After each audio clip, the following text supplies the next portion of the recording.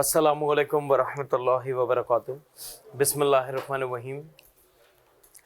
Last class में हम लोग डिस्कस कर रहे थे एसेंशियल्स ऑफ वैलिड ऑफ़र के बारे में, और हमने रिवोकेशन ऑफ ऑफ़र के बारे में कुछ बातें की थी। याद आ रहा है? जल्दी से रिपीट टेलीकास्ट करते हैं कि हमने क्या क्या डिस्कस किया था पिछली क्लास में। तो मैंने आपको ये बताया था कि सर ऑफ़र के अंदर एक बंदा होता है जो कि ऑफ़र करता है, और दूसरा बंदा जो कि जिसको ऑफ़र की दी जा रही होती है। तो जो ऑफ़र करता है वो कौन कहलाता है? ऑफरर। और जिसको ऑफ़र दी जाती है वो कौन कहलाता है? ऑफरी। ऐसा ही है। फिर मैंने आपसे कहा था कि सर ऑफ़र के हमारे दो एक्चुअली चीज़ें होती हैं, या तो ऑफ़र किसी काम के करने की या किसी काम से रोकने की होती है। जब भी कभी ऑफ़र दी जा रही होती है तो उसके हमारा मकसद क्या होता है उसके अगेंस्ट में, कि हम सामने वाले की कंसेंट लेना चाहते हैं, उसकी एसेंट चाहते हैं, उसकी रजामंदी चाहते हैं। फिर मैंने आपको कुछ टाइप्स बताई थी। सर टाइप्स मैंने आपको कौन सी बताई थी? जर्नल ऑफर, यस और नो? स्पेसिफिक ऑफर, क्या था स्पेसिफिक ऑफर? ये बता देंगे, इसको आता है? हाँ, एक ही इंसान के लिए होगी, इसके अलावा और भी हो सकते हैं, यानी स्पेसिफिक पर्सन भी हो सकता है सर, इंडिविजुअल कोई कम्युनिटी भी हो सकती है, कोई स्पेसिफिक रिलीजन भी हो सकता है, कुछ भी हो सकता है। ठीक है। फिर जर्नल ऑफर क्या था? एक ऐसी ऑफर जो कि सबके लिए हो, लेकिन उसके अंदर एक शर्त क्या थी कि वो परफॉर्मेंस से पहले पहले क्या हो जानी चाहिए? कम्युनिकेट हो जानी चाहिए। ऐसा ही है। फिर हमारे पास एसेंशियल्स ऑफ वैलिड ऑफर में सबसे पहली चीज क्या थी? Intention to create legal obligation या लीगल एग्रीमेंट, यस और नो? इसके अंदर हमारे पास मेनली कितनी बातें थी?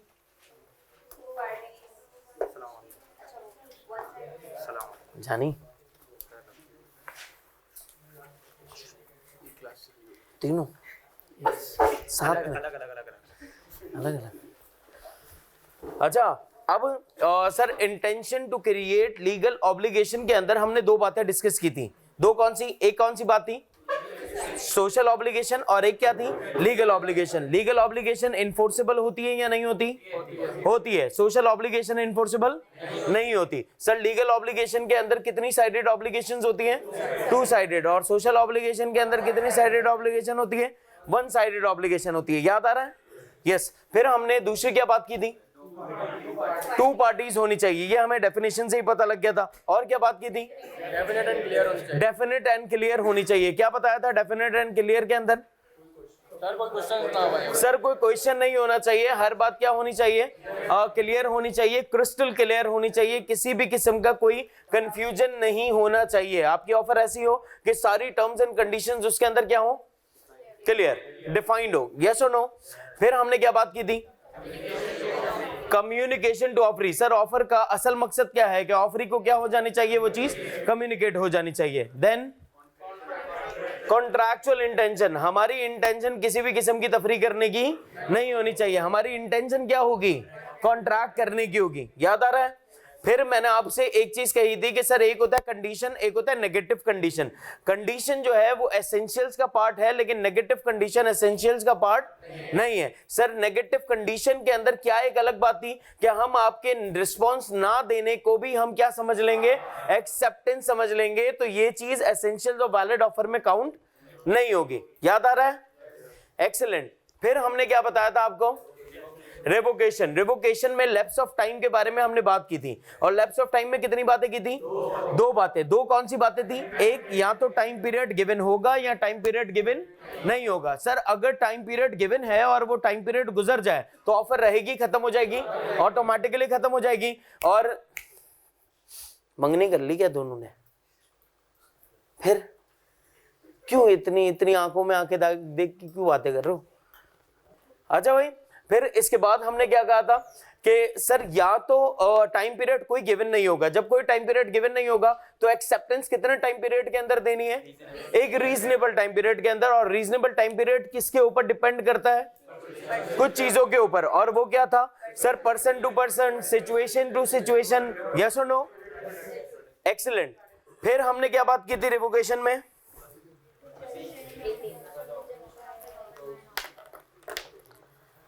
फिर क्या बात की थी?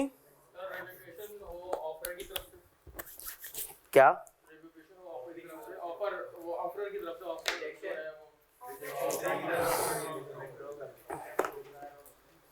देखना, एक खराब मछली सबको खराब कर देगी।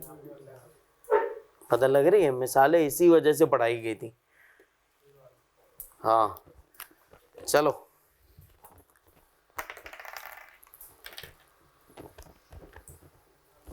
एनीवेज क्या हुआ था?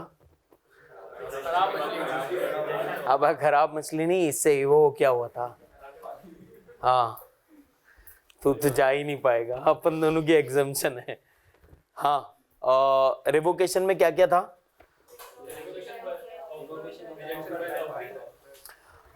सर रिजेक्शन, अच्छा एक थी रिवोकेशन और एक था रिजेक्शन। रिवोकेशन किसकी तरफ से होगा? ऑफरर की तरफ से। और रिजेक्शन किसकी तरफ से होगी? ऑफरी की तरफ से। लेकिन ये सारी चीजें किससे पहले हो जानी चाहिए? एक्सेप्टेंस से पहले रिजेक्शन हो सकती है, यस और नो? और एक्सेप्टेंस से पहले ही रिवोकेशन भी हो सकती है। अब जरा अपने पास अगली बातें लिखना स्टार्ट करें। सर आसान सी बात बता रहा हूं, इसका आंसर आपको भी पता है क्या? सर टर्मिनेशन ऑफ ऑफर में किसकी बात कर रहे हैं हम? हाँ या ना? Termination of an offer, offer की टर्मिनेशन की बात कर रहे हैं। सर क्या counter offer termination of an offer है या नहीं है? सोच के बता दें। सर क्या counter offer termination of an offer है या नहीं है? पहले तो ये सोचें, सर काउंटर ऑफर होता क्या है? काउंटर ऑफर एक्चुअली आपकी ओरिजिनल ऑफर का क्या होता है? रिजेक्शन। आपके ओरिजिनल ऑफर को क्या कर रहा होता है? रिजेक्ट कर रहा होता है। तो इसका मतलब सर काउंटर ऑफर भी क्या है?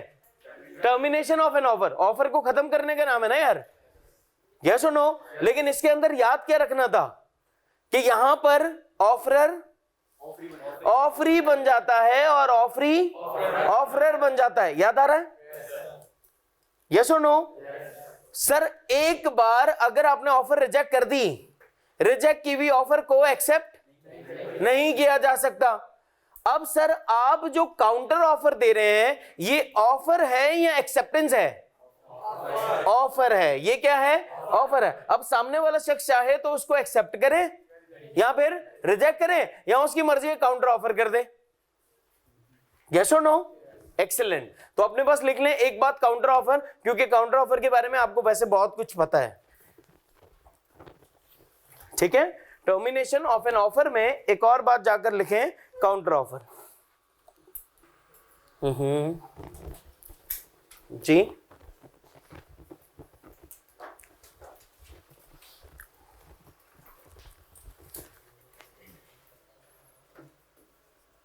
एक और बात फिर लिखनी है आपने,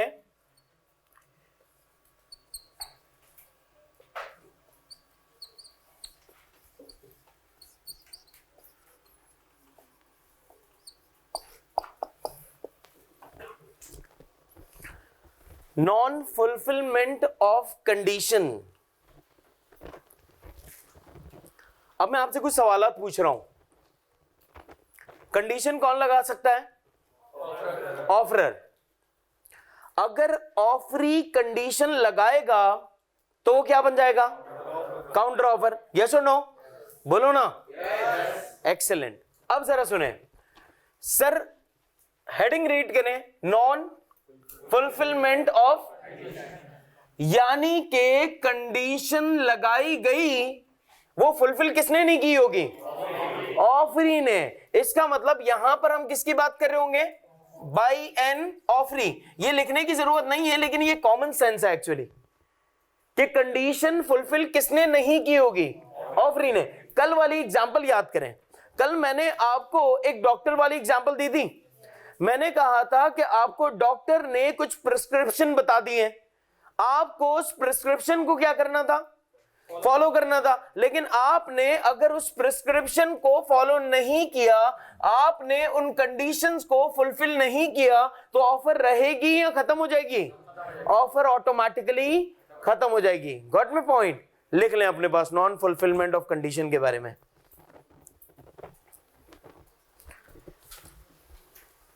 कि अगर ऑफरर ने कोई कंडीशन बताई और वो कंडीशन ऑफरी ने फुलफिल ना की तो ऑफर ऑटोमेटिकली क्या हो जाएगी, खत्म हो जाएगी। हाँ भाई, हाँ कोई कॉन्सर्ट चल रहा है, सब दिल चाहेगा आ जाओगे।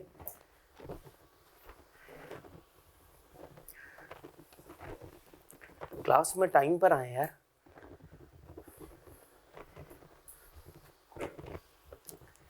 ठीक है, तो इसका मतलब कि अगर कोई कंडीशन बताई गई है तो वो कंडीशन आपको क्या करनी है, फुलफिल करनी है। अगर आप उस कंडीशन को फुलफिल नहीं करते तो ऑफर ऑटोमेटिकली क्या हो जाएगी, खत्म। डन। पुरानी बातें थी दोनों, है ना। नई बात अब थोड़ा सा आपको गो थ्रू करवा रहा था साथ साथ। अब नई बात स्टार्ट कर रहे हैं टर्मिनेशन के अंदर ही, टर्मिनेशन के अंदर ही नई बात स्टार्ट कर रहे हैं। गौर से सुननी है बातें। डेथ और इंसैनिटी ऑफ एन ऑफरर। किसकी डेथ हो गई, ऑफरर की। या कौन पागल हो गया, ऑफरर। इंसेन मतलब पागल हो जाना। ये सारी चीजें हुई किसके साथ हैं, ऑफरर के साथ। अब जरा देखिएगा, यहां देखें, मुंह ऊपर करें, शाबाश। मिस्टर ए मिस्टर बी से कहता है कि भैया मेरे पास एक कार है और मैं आपको कार बेचना चाहता हूं 50 लाख रुपए में। मेरे पास कार है और मैं आपको 50 लाख रुपए में ये कार बेचना चाहता हूं। मिस्टर ए किससे कह रहा है, बी से।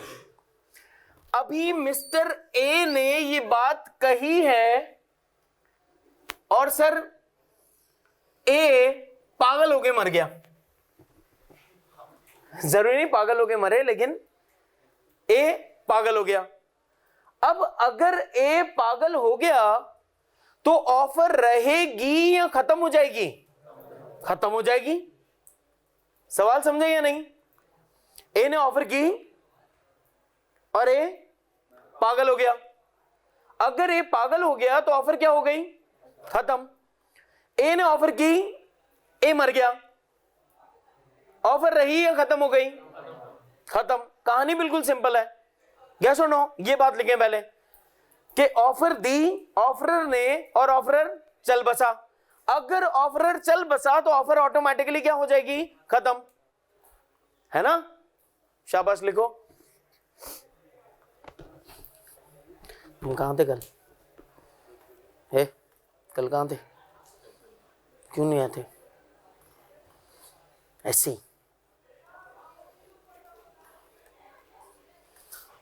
कहां थे, हैं काम था, क्या काम था। अच्छा माशाल्लाह। आप अच्छा यही पहले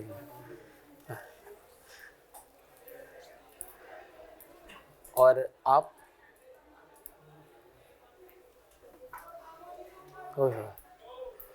ये ऐसे डॉक्टर्स का है, एक एक दिन में तबीयतें सही हो रही हैं भाई। अच्छा जी,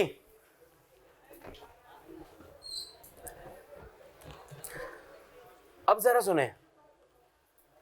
अब हम पढ़ा रहे हैं, आपको ये आवाज कितनी बुरी लग रही है ना। अब आप सोचें जब आप करते हैं ये हरकतें, मुझे कितना बुरा लगता होगा। इसीलिए मैं आपसे बार बार क्या कहता हूं, खामोश रहें यार, इंसानों की तरह। वरना आप क्या सोच रहे हैं, अबे कितने जंगली लोग हैं, सेम है ना। तो हम क्यों बताएं, हम कुछ भी हो हम बताएं क्यों सामने वाले को, ठीक है। अब जरा सोचे भाई, ए ने बी को ऑफर की और ए भैया चल बसे। अब सर ए ने बी को ऑफर की और ए मरने ही जा रहा था कि बी ने अपनी एक्सेप्टेंस दे दी। बी ने क्या कर लिया? अपनी एक्सेप्टेंस दे दी। मरा नहीं है, है? अबे भाई नहीं पता लगा है यार, ये अपने घर में आराम फरमा रहा है बस। ए ने ऑफर की और बी ने एक्सेप्टेंस दे दी। जैसे ही एक्सेप्टेंस मिली, ए खुशी से मर गया। ए खुशी से मर गया। अब क्या होगा? अब जरा सोचें, सर क्या ऑफर रहेगी या ऑफर खत्म हो जाएगी? सोचें जरा। एक्सेप्टेंस हो गई है। देखो पहले सिचुएशन बिल्कुल क्रिस्टल क्लियर थी, और वो सिचुएशन क्या थी? ए ने बी को ऑफर की और ए ऑफर रही, खत्म हो गई। अबे बंदा ही नहीं रहा तो ऑफर भी नहीं रही। अब ए ने बी को ऑफर की और बी ने एक्सेप्टेंस भी दे दी। अब ए मर गया। अब ऑफर रहेगी या खत्म हो जाएगी? ऑफर रहेगी, ऑफर रहेगी। अब सर अब क्या होगा? चलो ऑफर रह गई, अब क्या? अब होगा ये कि सर ए के जो लीगल रिप्रेजेंटेटिव्स हैं, ए के कौन? लीगल रिप्रेजेंटेटिव्स इस कॉन्ट्रैक्ट को फुलफिल करेंगे। कौन से कॉन्ट्रैक्ट को फुलफिल करेंगे? सर ये कार डिलीवर करेंगे किसको? बी को, और बी उसके अगेंस्ट में इसके लीगल रिप्रेजेंटेटिव्स को क्या पे करेगा? 50 लाख रुपए। कहानी समझ आ रही है? यस और नो? अभी करते हैं ना बात, करते सब मरेंगे, जिंदा कोई नहीं रहेगा। हाँ, लॉ बिल्कुल हकीकत से, बिल्कुल हकीकत में घुसा हुआ है, ये समझ लें। सही है? लिखो इसको, शाबाश। कि सर अगर एक्सेप्टेंस के बाद, अगर एक्सेप्टेंस के बाद ऑफरर मर जाएगा तो फिर वो प्रोग्राम पूरा कौन पूरा करेगा? लीगल रिप्रेजेंटेटिव्स पूरा करेंगे। ठीक है? समझ आई ना बात? एक का आगे पीछे, अकेला ही है तो ये गाड़ी किसके पास है? अब किसी के तो नेक्स्ट टू किन में कोई तो होगा ना। सोचे, अरे कोई मतलब कार किसके पास जाए? जहन्नम में डाल दें, कब्र में डाल दूं, क्या करूं? कार का क्या करें? कोई तो होता है ना। ऐसा कोई भी बंदा नहीं जिसका कोई भी ना हो यार। ऐसा वाकई में कोई होता है?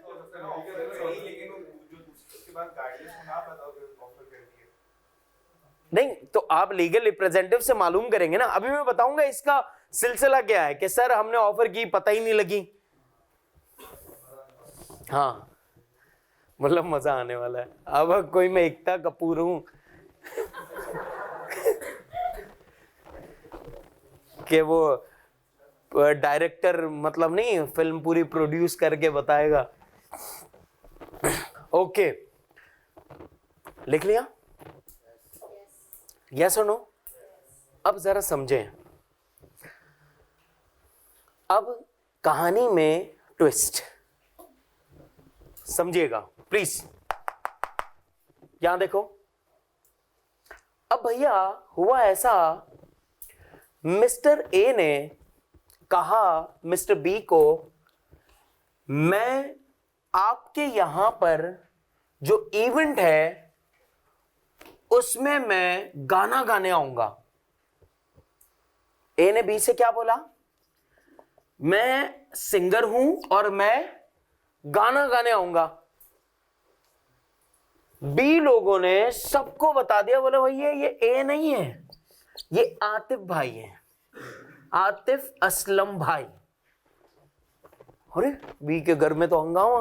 बोला अच्छा आतिफ भाई आएंगे, बहुत मजा आने वाला है। फुल ना अजीब हो गए ये लोग। अब आतिफ भैया ने ऑफर की, आतिफ भैया चल बसे। ऑफर रही, खत्म हो गई।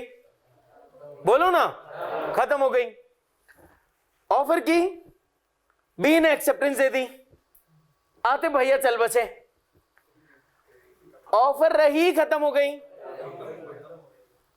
अब जरा समझें, एक्सेप्टेंस के बाद ऑफर खत्म नहीं होगी। अब सर जानी समझिएगा प्लीज प्लीज। सर यहां पर जब कार डिलीवर करनी थी तो कार तो कोई भी लीगल रिप्रेजेंटेटिव डिलीवर कर देगा, भाई बहन चचा मामू नानी दादा कोई भी उठेगा कार डिलीवर कर देगा। लेकिन सर अब गाना गाने की बात हो रही है। अब आतिफ भैया सिंगर हैं, आतिफ भैया के चचा चची नाना नानी दादा दादी पप्पा ये सिंगर थोड़ी हैं, क्या सुनो।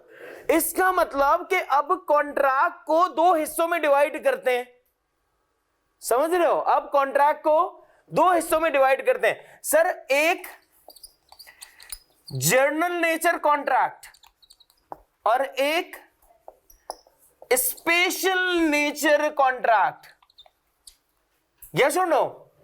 सर जर्नल नेचर कॉन्ट्रैक्ट क्या है, जो कोई भी कर सकता है आपके मरने के बाद। आटा भिजवाना है भिजवा देंगे, चाय भिजवानी है भिजवा देंगे, समोसे रोल कुछ भी क्या कर देंगे, भिजवा देंगे, यस और नो। ए ने बी से कहा मैं समोसे भिजवा दूंगा, बी ने बोला हाँ भिजवा देना, ए मर गया। अब समोसे कोई और भिजवा देगा, लीगल रिप्रेजेंटेटिव भिजवा देगा, यस और नो। एक कोई एजेंट भिजवा देगा, कोई भी भिजवा दे। अब सर अगर स्पेशल नेचर का कॉन्ट्रैक्ट है, स्पेशल नेचर का कॉन्ट्रैक्ट ए के अलावा कोई और फुलफिल नहीं कर सकता, तो इसका मतलब जर्नल नेचर का कॉन्ट्रैक्ट तो लीगल रिप्रेजेंटेटिव फुलफिल कर सकते हैं, स्पेशल नेचर के कॉन्ट्रैक्ट लीगल रिप्रेजेंटेटिव फुलफिल नहीं कर सकते। सर जैसे कि टीचिंग, आपको अगर मुझसे पढ़ना है और मैं चल बसा, अबे तो मेरे अब्बा थोड़ी पढ़ा सकते हैं, यस और नो। समझ आती है ना बात। सर मुझे आप मैं जानता हूं आप बहुत ही रियलिस्टिक पेंटिंग बना सकते हैं। मैंने आपसे कहा, मैंने कहा यार क्या आप एक पेंटिंग मेरे लिए बना देंगे, आपने कहा हाँ, और आप पागल हो गए, पागल हो गए। अब सही हो जाएंगे ना, क्योंकि इसीलिए तो पागल का बोला, मरने का बोलता तो खत्म ही हो जाती कहानी। तुम आप पागल हो गए। अब सर क्या आपके बिहाफ पर कोई और ये रियलिस्टिक पेंटिंग मुझे बना के दे सकता है? आपके लीगल रिप्रेजेंटेटिव्स में से कोई ये काम मुझे करके दे सकता है? नहीं। तो इसका मतलब अब बड़ी आसान हो गई बात कि सर अगर जर्नल नेचर का कॉन्ट्रैक्ट है तो वो लीगल रिप्रेजेंटेटिव फुलफिल कर सकते हैं, यस और नो। बोलो मेरे साथ। नहीं नहीं, जो मैं बोलूं वो बोलना। जर्नल नेचर का कॉन्ट्रैक्ट लीगल रिप्रेजेंटेटिव फुलफिल कर सकते हैं, स्पेशल नेचर का कॉन्ट्रैक्ट मरने के बाद लीगल रिप्रेजेंटेटिव फुलफिल नहीं कर सकते, यस और नो। लेकिन सर सामने वाले को नुकसान तो हुआ है ना, आपके मर जाने की वजह से है हमें पेंटिंग नहीं मिली, आपके मर जाने की वजह से हमारा कॉन्सर्ट नहीं हुआ। यार आपकी वजह से नुकसान तो हुआ ना। तो सर अब क्या करें? अब हम लीगल रिप्रेजेंटेटिव से डैमेजेस ले सकते हैं। अब समझ आ रही है? यानी कि सर जर्नल नेचर के अंदर हम क्या करेंगे, उस बंदे से वो ही परफॉर्मेंस करवा लेंगे, यस और नो।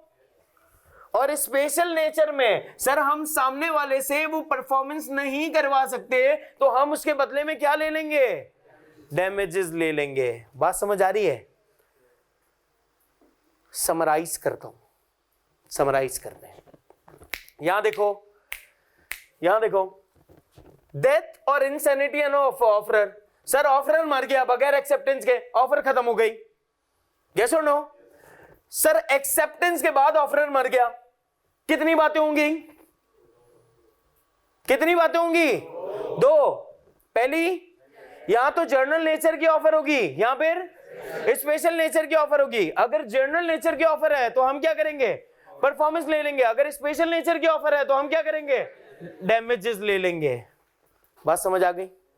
आसान, लिख लो, शाबाश।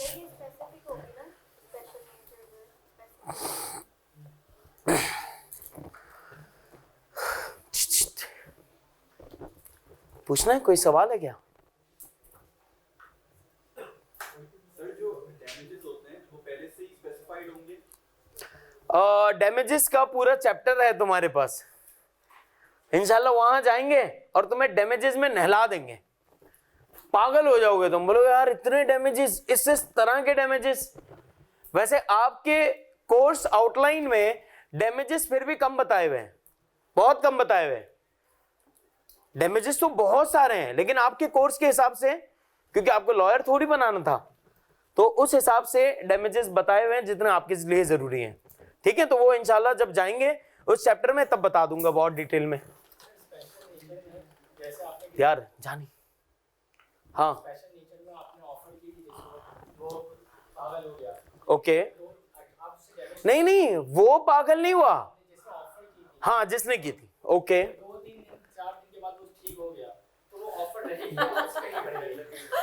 अब भैया ये कौन से पागल हो रहे हैं? ओ भाई, जिसको आप पागल कहते हो ना, कानून उसको पागल नहीं कह रहा।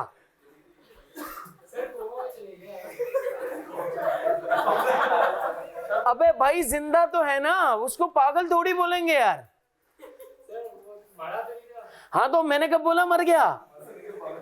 नहीं नहीं, तो वो पागल भी तो नहीं है ना यार, थोड़ा सीरियस हुआ है, सीरियस हुआ, अभी मुस्कुराएगा, हंसेगा, उठेगा, सही हो जाएगा।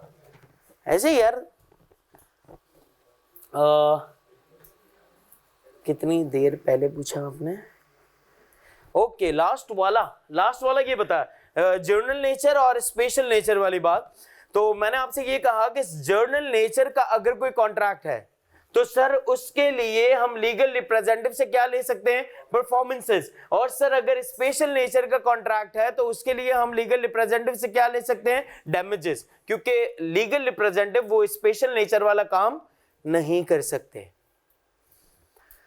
तो सर स्पेशल नेचर में क्या क्या आ सकता है?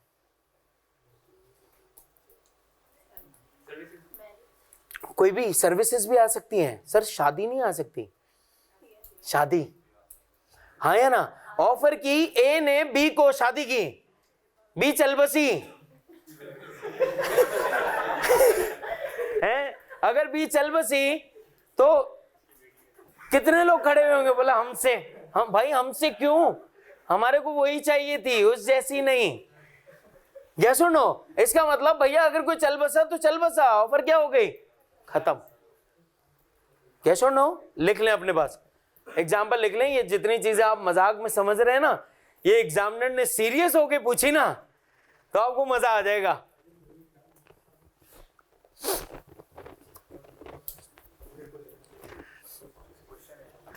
एक मिनट रुको, सारे क्वेश्चंस, अभी बात खत्म हुई नहीं है, खत्म होगी फिर इंशाल्लाह सेट हो जाएगा मामला। भाई लिख रहे हो ना, पक्की बात है ना? नहीं नहीं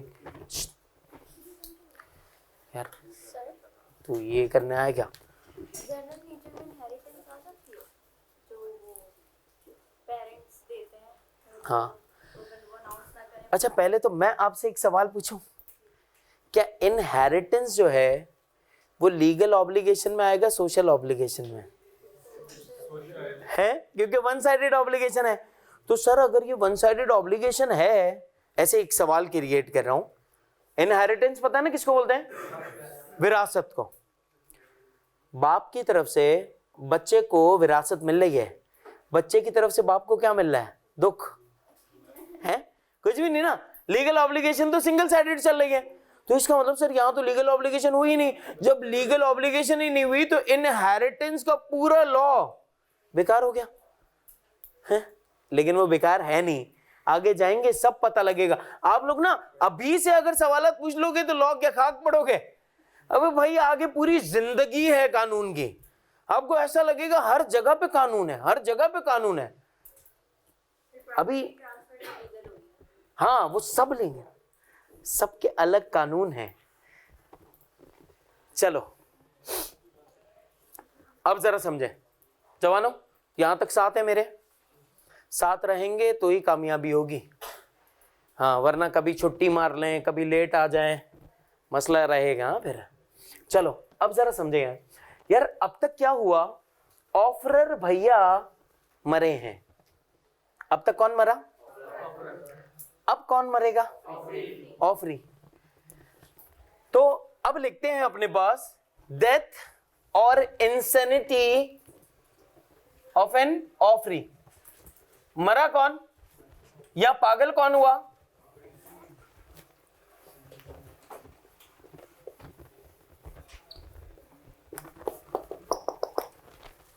चलो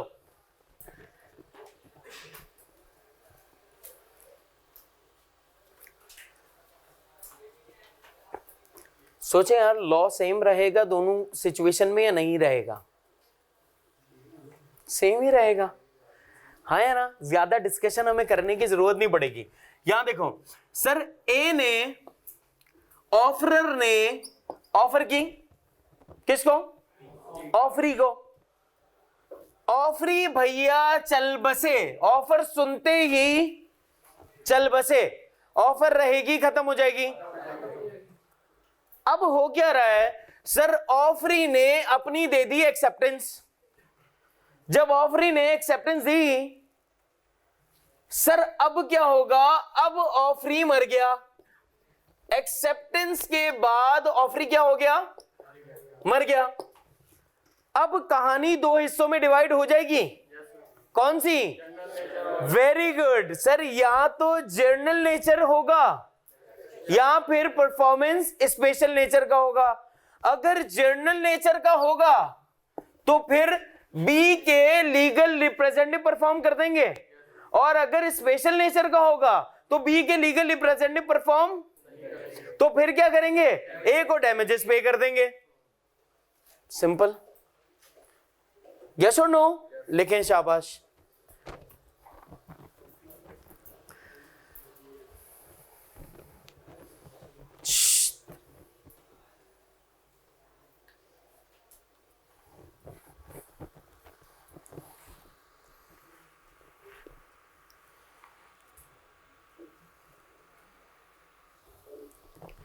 जी नहीं नहीं, पता लग रहा होगा, पता लग रहा होगा जी। किसकी, जर्नल ऑफरी की तरफ से कोई सी भी हो सकती है। अच्छा पहले तो आप ये याद रख लो कि ऑफर जो है वो बायर भी दे सकता है या सेलर भी दे सकता है, ऑफर कोई भी शख्स दे सकता है, ठीक है। तो सर या तो जर्नल नेचर होगी या फिर स्पेशल नेचर होगी। अगर जर्नल नेचर है लीगल रिप्रेजेंटेटिव, स्पेशल नेचर है डैमेजेस। अब जरा समझ लें सर, हुआ ऐसा कि अज्यूमिंग ए ने बी से कहा कि आपके पास कार है, मैं आपकी कार खरीदना चाहता हूं। ए ने बी से क्या कहा, आपके पास कार रखी हुई है और मैं आपकी कार खरीदना चाहता हूं। तो सर अब इस बंदे ने क्या कहा, ठीक है मैं आपको अपनी कार बेच दूंगा, और बी भैया अब मर गए, तो अब वो कार बी तो नहीं डिलीवर कर सकता, डिलीवर कौन करेगा, उसके legal representatives. Got my point.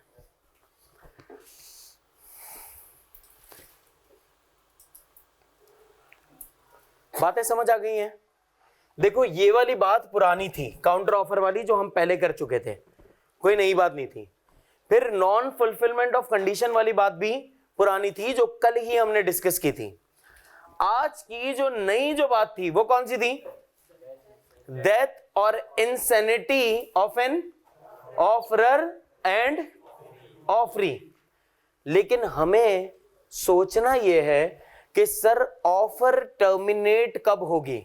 Sir यानी कि अगर एग्जाम में अगर सब कुछ पूछेगा तो मैं क्या इतनी लंबी लंबी लंबी लंबी बातें बताता जाऊंगा क्या, मुझे सिर्फ क्या बताना है, अगर एग्जामिनर मुझसे टर्मिनेशन ऑफ एन ऑफर पूछता है, सुने जरा बात, एग्जामिनर मुझसे टर्मिनेशन ऑफ एन ऑफर पूछता है तो मैं क्या बताऊंगा कि sir general nature, special nature, ये नेचर, वो नेचर, फिर लीगल रिप्रेजेंटेटिव, फिर परफॉर्मेंस, फिर डैमेजेस हैं। ऐसा तो नहीं करता रहूंगा ना। मैं सिर्फ क्या बताऊंगा, ए ने बी का ऑफर किया, बी मर गया। अब जब बी मर गया ऑफर खत्म हो गई। कैसे नो, हमें क्या बताना है, टर्मिनेशन बताना ऑफर का, क्या ऑफर कैसे टर्मिनेट होती है। ये सर आप फिर इतनी बातें क्यों बता रहे हैं, इसलिए कि जब वो केस में पूछेगा तो आपको बताना पड़ेगा कि इनके बीच में जर्नल नेचर का कॉन्ट्रैक्ट है या स्पेशल नेचर का कॉन्ट्रैक्ट है। फिर आप बताएंगे कि यहां पे लीगल रिप्रेजेंटेटिव परफॉर्म करेगा तो यहां पे परफॉर्मेंस हो सकती है, यहां पे डैमेजेस जा सकते हैं। अब आई बात समझ कि क्यों बताया जा रहा है। गॉट माय पॉइंट, लिख लें। मैं उम्मीद करता हूं आपके पास एक एक बात लिखी हुई होगी जी। हाँ, इनिशियली तो कॉन्सेप्ट पे डिपेंड करता है कि आपके पास कॉन्सेप्ट्स हैं या नहीं, ठीक है ना। फिर मैं आपको बताऊंगा कि मार्क्स के हिसाब से कितना लिखना है। जब आप पहले ही पास्ट पेपर देखेंगे ना हमारे साथ तो आपको अंदाजा हो जाएगा इंशाल्लाह। क्या भाई सुनो, बोल क्या रहे हैं, बंदा मर गया है। जरा एक मिनट, मैं थोड़ा सा खुद अज्यूमिंग, मिस्टर ए को अचानक से लोग आए मिस्टर ए के पास, बोला भाई बहुत अफसोस हुआ। बोला क्यों? बोला आपके नाना चल बसे। मिस्टर ए ने रोना स्टार्ट कर दिया पागलों की तरह। बोला नाना नहीं जाने चाहिए थे इस एज में। अब फिर दूसरा बंदा आया ए के पास, बोला भैया आपके नाना ना 25 करोड़ रुपए छोड़ के गए आपके लिए। हंस रहा है, ढोल वाले बुला लिए उसने। कितने छोड़ के गए? तीसरा बंदा आया, बोला भाई मैं आपके नाना से 30 करोड़ रुपए मांगता हूं, लाओ दो। 3 केसेस समझ आए हैं? समझ आ रही है बात या नहीं? अब जरा समझो हुआ क्या। कानून कहता है कि मरने वाला जितने एसेट्स छोड़ के गया है उतनी ही लीगल रिप्रेजेंटेटिव्स की लाइबिलिटी क्रिएट होगी, उससे ज्यादा लाइबिलिटी क्रिएट नहीं होगी। जब तीसरा बंदा आया और उसने बोला हम 30 करोड़ रुपए मांगते नाना से, तो आपने बोला नाना वाना कोई होते ही नहीं है, इतने पुराने रिश्ते हम रखते ही नहीं है। इसका मतलब सिंपल क्या था कि भैया आपको ये सब बोलने की जरूरत नहीं है। अगर नाना 25 करोड़ छोड़ के गए तो आपको देने भी कितने हैं? 25 करोड़। 30 करोड़ के लिए आप liable. Now got my point. वरना क्या होता, आप सोचें जरा, अगर कानून ये बात ना करता तो कितने इश्यूज क्रिएट होते। लोग नस्ल दर नस्ल लाइबल रहते किसी बंदे के कि तुम्हारे नाना के भी नाना हमसे इतने पैसे लेके गए थे आज तक नहीं दिए। अब इसका मतलब नाना नहीं दे सके, फिर मम्मी वाले, फिर दूसरे, अबे कोई दे ही नहीं पा रहा। इसका मतलब लोग नस्ल दर नस्ल क्या रहते हैं? उधार में रहते हैं। तो इसी वजह से क्या बोल दिया कि भैया तुम्हारी जो लाइबिलिटी है ना वो लिमिटेड है। जितनी प्रॉपर्टी छोड़कर गए हैं सिर्फ उसी अमाउंट के लिए आप लाइबल हैं, उससे ज्यादा के लिए आप लाइबल। आई बात समझ? खुश? लिख लो अब। कौन जनवरी में आएगा? क्या जनरल नेचर में आएगा ये? इसका जर्नल नेचर से क्या ताल्लुक है? इसका जर्नल नेचर से क्या ताल्लुक है? मैं यही तो कह रहा हूं, लाइबिलिटी ट्रांसफर हुई ही नहीं।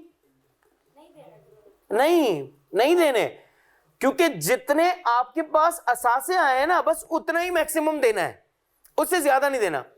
अज्यूमिंग सर नाना 25 करोड़ रुपए छोड़ के गए, जानी समझ ले यार।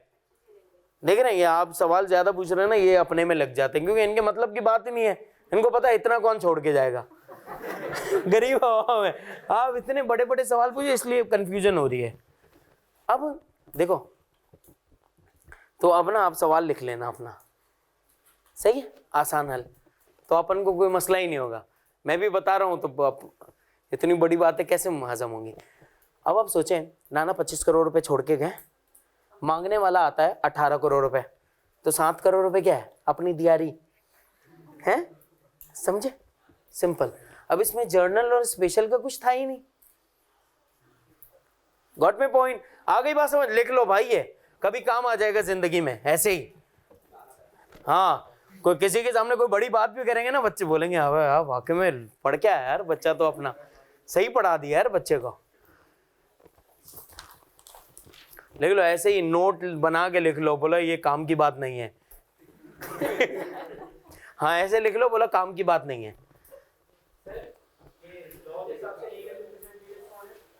लीगल रिप्रेजेंटेटिव्स कौन है? आपने नेक्स्ट टू किन वाले लोग देखे हैं जो लीगली तौर पे आपको रिप्रेजेंट करते हैं, जैसे मम्मी पापा नाना दादा, ब्लड रिलेशंस आप कह लें, ठीक है। नेक्स्ट टू किन, कभी आपने अकाउंट ओपन करवाया? क्यों नहीं कर रहे? अबे यार ये गुर्बत क्यों नहीं जा रही? अच्छा इसीलिए लोग सीए में आ गए, बोला यही एक तरीका है, नस्लों की गुर्बत दूर कर दूंगा। माशाल्लाह। तो अल्लाह करे आप लोग कामयाब हो जाएं बहुत जल्दी, और अकाउंट भी खुल जाएगा, करोड़पति हो जाएगा। लिफ्ट तो कराएगा ना उसके बाद, कि नहीं पता लगा भाई बंदे का सीए हो गया, देख ही नहीं रहा, अपने ही टोर हैं। अच्छा जी, अब जरा सुने यार, यहां तक बात डन है, कोई मसला है? अब लिखें अपने पास एक और बात, अपने पास लिखिएगा सबसिक्वेंट इल्लीगैलिटी। सबसिक्वेंट इल्लीगैलिटी, जानिए वही बातें चल रही हैं, टर्मिनेशन की ही बात चल रही है। किसके अंदर? अरे मेरा बच्चा टर्मिनेशन के अंदर ही है, यही तो बोला, टर्मिनेशन में ही है, वही बातें चल रही हैं। सबसिक्वेंट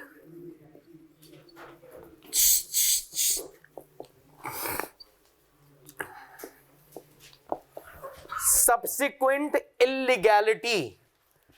अब सर सबसिक्वेंट का मतलब क्या होता है? सबसिक्वेंट, सबसिक्वेंट मींस बाद में, यस और नो? सबसिक्वेंट मींस बाद में। सर यानी के बाद में कोई चीज क्या हो जाए? इलीगल। समझिएगा जरा, एक मिनट प्लीज, आपकी तवज्जो। सबसिक्वेंट इलीगल हो जाए यानी वो चीज पहले क्या होगी? लीगल। वो चीज बाद में क्या हो जाएगी? यानी कि लीगल चीज बाद में क्या हो रही होगी? इलीगल। अगर कोई लीगल चीज बाद में इलीगल हो गई तो उस चीज की ऑफर रहेगी या खत्म हो जाएगी? खत्म हो जाएगी। समझे जरा बात। यानी कि सर इनिशियली एक चीज पॉसिबल थी, इनिशियली कोई चीज पॉसिबल थी, लेकिन सब्सिक्वेंटली वो चीज क्या हो गई? इम्पॉसिबल। यस और नो? इनिशियली कोई चीज लीगल थी, सब्सिक्वेंट वो चीज क्या हो गई? इलीगल। यानी इनिशियली कोई चीज क्या थी? पॉसिबल। सर सब्सिक्वेंटली क्या हो गई? इम्पॉसिबल हो गई। क्या हो गई? इम्पॉसिबल। सर इनिशियली कोई चीज क्या थी? लीगल, सब्सिक्वेंटली क्या हो गई? इलीगल। एक नया वर्ड बताने जा रहा हूं लॉ का। सर इनिशियली कोई चीज क्या थी? वैलिड। वैलिड का मतलब? हाँ, according to the requirement of the. Sir subsequently क्या हो गई? क्या हो गई? वॉइड। क्या हो गई? वॉइड। वॉइड का मतलब क्या है? अभी आप सिर्फ इतना ही समझो गलत। यस और नो? जो लॉ की रिक्वायरमेंट के मुताबिक ना हो, जो लॉ की रिक्वायरमेंट्स को फुलफिल ना करता हो, यस और नो, उसे हम क्या कहते हैं? वॉइड। अब जरा समझना स्टार्ट करो। सब्सिक्वेंट इलीगैलिटी की बातें कर रहा हूं यहां पर, यहां पे देखिएगा प्लीज। ए ने बी से कहा भाई मेरे पास कार है, मैं आपको कार बेचना चाहता हूं। इन्हें क्या कहा? मेरे पास कार रखी हुई है और मैं आपको कार, अच्छा, बोला कितने की? बोला 50 लाख रुपए की। बी ने कहा ठीक है, मैं कार तो खरीदना चाहता हूं, लेकिन उससे पहले मैं कार को इंस्पेक्ट करना चाहता हूं। इंस्पेक्शन करते हैं ना यार कार को खरीदने से पहले। तो बी ने कहा कि यार मैं कार को इंस्पेक्ट करना चाहता हूं एक बार, कि ये कार मेरे मतलब की है भी या नहीं। हो सकता है तुम्हारे लिए तो बहुत अच्छी है, लेकिन मेरी रिक्वायरमेंट्स के मुताबिक ना हो, मैं इंस्पेक्ट करना चाहता हूं। ए ने कहा ठीक है, आप आ जाएं, दोनों चाय भी पियेंगे साथ में। अच्छा, अब ए ने कहा कि आप शाम में आ जाएं और कार रखी हुई है हमारे बेसमेंट में। बोला ठीक है भाई, हम आ जाएंगे। जब बी और ए दोनों बेसमेंट में पहुंचे तो वहां पर कार नहीं थी, वहां पर कार जल गई थी, वहां पर कार चोरी हो गई थी, वहां पे कार कोई उठा के ले गया था। अब सर इसका मतलब कि इस कार के बारे में, अब जरा समाप्त करना, इस कार के बारे में डील करना इनिशियली क्या था? पॉसिबल। लेकिन अब कार के चोरी होने के बाद, कार के जल जाने के बाद, अब उस कार के बारे में डील करना क्या हो गया? यस और नो? सर इनिशियली उस कार के बारे में डील करना क्या था? लीगल। अब क्या हो गया? सर इनिशियली उस कार के बारे में डील करना क्या था? वैलिड। अब क्या हो गया? वॉइड। Got my point? समझे? लिखो, फिर एक और एग्जांपल बताऊंगा। एक और एग्जांपल बताऊंगा, इसी बारे में पूछना है। कौन? नहीं ना, एक चीज रही ही नहीं, एक चीज रही ही नहीं।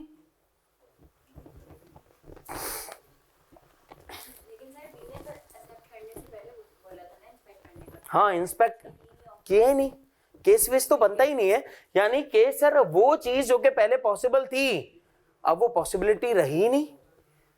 ठीक है, समझ आ रही बात? क्या खा रहे हो? नहीं खानी चाहिए थी ना, या खानी चाहिए थी तो सबको खिलानी चाहिए थी।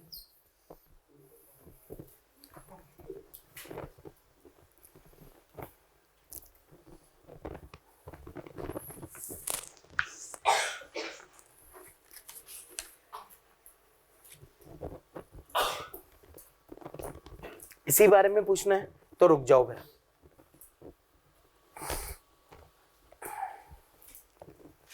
क्या हुआ? नहीं समझ आ रहा? फिर राइटिंग समझने में आपको मुश्किल होगी जिंदगी में। इसी बात के ऊपर हमने बहुत मार खाई है, सही नहीं हुई कभी। एक हरकत है, एक राइटिंग। राइटिंग तो चाहिए कि बस ये क्या? लाइनें अबे इसी में जिंदगी है। तो ये इससे ना जिंदगी सोच, जिंदगी इतनी उलझी भी होती है। हाँ, आपने इसको सुलझाना होता है अपने तरीके से। ये आपको दिखा रहा हूं कि ये जिंदगी ऐसी ही होगी, आप इसको सुलझाएं।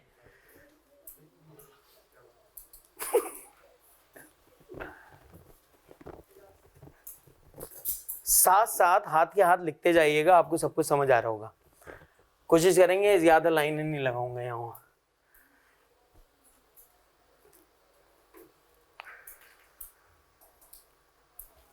नहीं, प्लीज डोंट डू दिस। टिक टिक ये नहीं करें। डन हो गया? एक और एग्जांपल सुने सब्सिक्वेंट इलीगैलिटी के बारे में। यहां पे लिख रहा हूं, यहां पर, ठीक है, प्लीज सुन लें। मैंने आपसे कहा कि पाकिस्तान इंडिया से टमाटर इंपोर्ट करता है, ठीक है, पाकिस्तान इंडिया से टमाटर इंपोर्ट कर रहा है।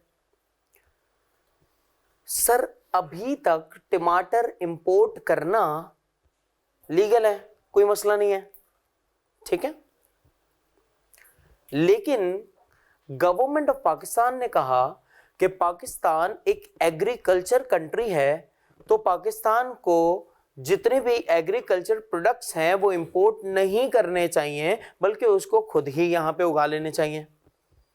किसने कहा ये? गवर्नमेंट ऑफ पाकिस्तान ने। इसका मतलब कि गवर्नमेंट ऑफ पाकिस्तान ने आपके ऊपर कुछ रिस्ट्रिक्शंस लगा दी या आपके ऊपर बैंड कर दिया इंपोर्टेड आइटम्स मंगवाने पर, ठीक। सर अब भी अगर मैं टमाटर मंगवाता हूं तो इसका मतलब ये क्या कहलाएगा, या अब भी कभी मैं टमाटर मंगवाने में डील करता हूं तो वो क्या कहलाएगा, इलीगल। यानी कि पहले टोमेटोज में डील करना क्या था, पॉसिबल, अब क्या हो गया, इम्पॉसिबल। यानी कि सर गवर्नमेंट ने, या अगर लॉ चेंज हो गया या गवर्नमेंट की रिस्ट्रिक्शंस लग गई, तो इस वजह से पहले कोई चीज क्या थी, लीगल, लेकिन अब वही चीज क्या बन गई, इलीगल। सर पहले कोई चीज क्या थी, वैलिड, अब वही चीज क्या बन गई, वॉइड। बात समझे क्या नहीं, यस और नो? Very good. यार अभी आपका लॉ स्टार्ट भी नहीं हुआ, पता नहीं क्यों इतने मंजन करा रहे हो, लेकिन समझ लें। देखें, अगर सर मैं आपसे ये कहूं कि हमारी जंग छिड़ गई इंडिया से हमारी इंडिया से जंग छिड़ गई और गवर्नमेंट ऑफ पाकिस्तान ने वॉर डिक्लेयर कर दी कि हमारी इंडिया से क्या हो गई है, जंग डिक्लेयर हो गई। अब आप सोचें कि पहले इंडिया से डीलिंग करना क्या था, लीगल, अब क्या हो गया, अब अब हमारी उसके साथ जंग डिक्लेयर हो गई।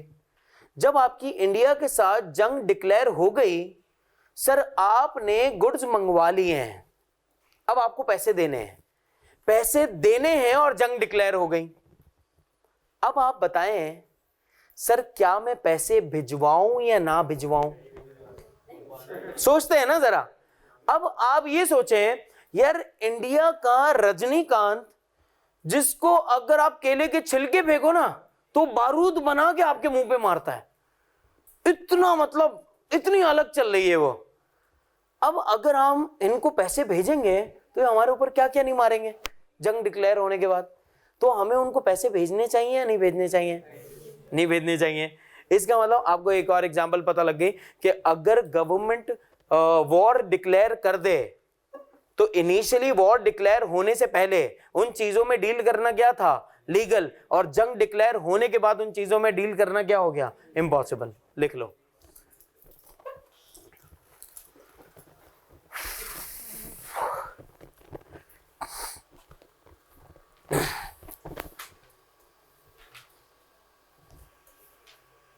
जी ऑफर ही खत्म हो जाएगी। सर अगर कार ही खत्म हो गई तो जो ऑफर थी वो रहेगी या खत्म हो जाएगी, ऑफर खत्म हो जाएगी, क्योंकि जिस चीज के बारे में ऑफर थी, जो सब्जेक्ट मैटर था, वो सब्जेक्ट मैटर ही नहीं रहा। अगर वो सब्जेक्ट मैटर ही नहीं रहेगा तो ऑफर क्या हो गई, खत्म। ठीक है,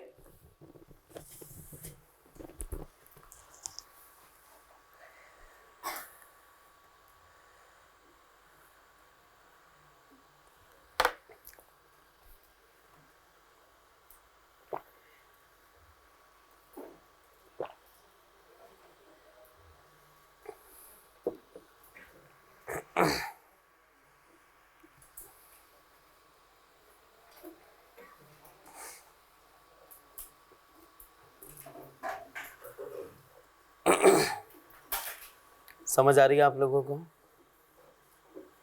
ऑनलाइन वाले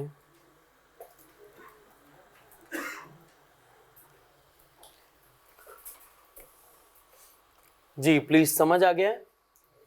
जल्दी से एक नजर ये सारी चीजों को देखें कि ऑफर टर्मिनेट कब कब हो सकती है। अब कल नहीं आए थे क्यों? आज पहली क्लास है आपकी?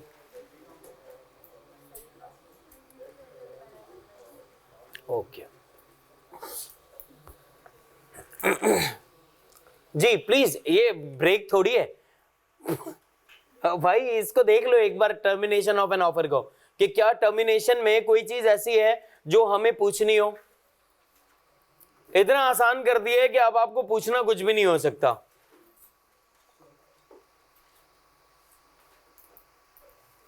डन?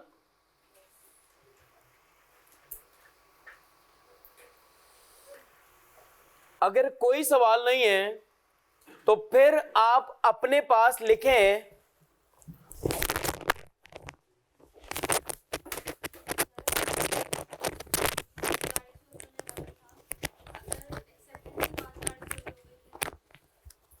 गाड़ी दे देंगे, चोरी हो गई तो दूसरी दे देंगे, डैमेजेस दे देंगे। ये वाली बात हो जाएगी ना। कौन सी वाली? कि अगर वो सब्जेक्ट मैटर ही नहीं रहा तो आपको जो डैमेजेस हुए, अब डैमेजेस पता है किस तरीके के हो सकते हैं यार? सुनो, मैं आपसे 50 लाख रुपए की खरीदने को मैंने डील किया, ठीक है? मैंने इन भाई से कहा मैं आपको 55 लाख रुपए में एक कार बेचूंगा, ठीक? मैं आपसे 50 की खरीदूंगा, इनको 55 की बेचूंगा। मुझे कितने का फायदा? 5 लाख का। अब वो 5 लाख का फायदा मुझे क्यों नहीं हुआ?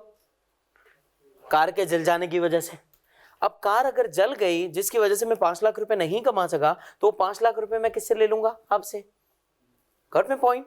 ये होते हैं डैमेजेस, और भी होते हैं बहुत सारे, लेकिन ये एक मैंने आपको आसान किस्म बता दी है इसकी।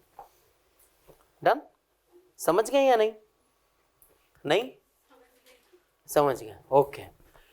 अब जरा लिखें अपने पास एक हेडिंग लिखिएगा जिसका टर्मिनेशन ऑफ एन ऑफर से अब कोई ताल्लुक नहीं है, और लिखिएगा is not an offer. Is not an offer, कि ये चीजें ऑफर नहीं है जो अब मैं बताऊंगा आपको, इनको हम ऑफर में शामिल नहीं करेंगे।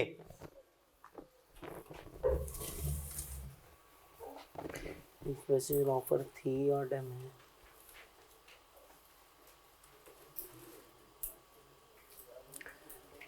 स्पेशल ऑफर थी और डैमेजेस रिकवर हुए नहीं, तो ऑफर तो एक्सेप्ट हो गई थी ना। एक्सेप्टेंस के बाद टर्मिनेट थोड़ी होती है यार। सुने भाई, ये कह रहे हैं कि एक ऑफर थी, स्पेशल ऑफर थी, और स्पेशल केस था, स्पेशल नेचर का केस था, और हुआ ऐसा कि सर वहां पर हमने एक्सेप्टेंस के बाद डैमेजेस रिकवर कर लिए।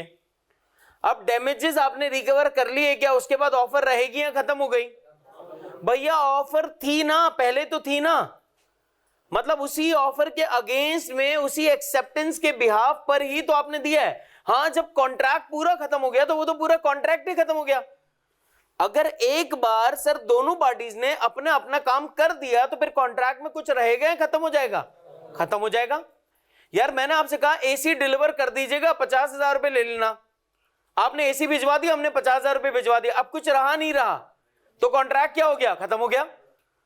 तो इस तरह देखा जाए तो ऑफर भी खत्म, एक्सेप्टेंस भी खत्म, कॉन्ट्रैक्ट सब खत्म हो जाएगा। बात समझ आ रही है? यानी कि सर पूरा अगर ऑब्लिगेशंस फुलफिल हो जाएं तो ऑटोमेटिकली कॉन्ट्रैक्ट भी क्या हो जाता है? खत्म हो जाता है। प्लीज मेक श्योर कर लेंगे जितने लोग बैठ के ये खा रहे हैं, पहले तो ये खाना बंद कर दें, बहुत जहर लगता है।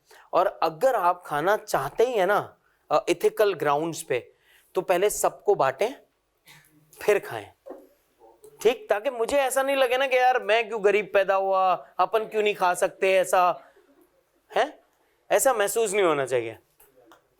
तो देख मैं अकेला नहीं हूं।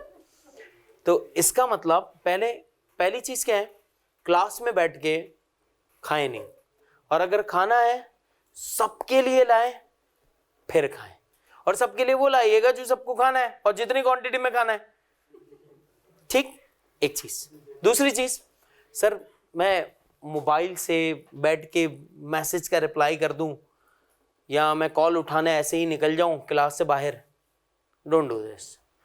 अगर आपकी कॉल इतनी इंपॉर्टेंट है और उठानी जरूरी है तो हम लाउड स्पीकर खुलवा लेंगे, आप कॉल उठा लें।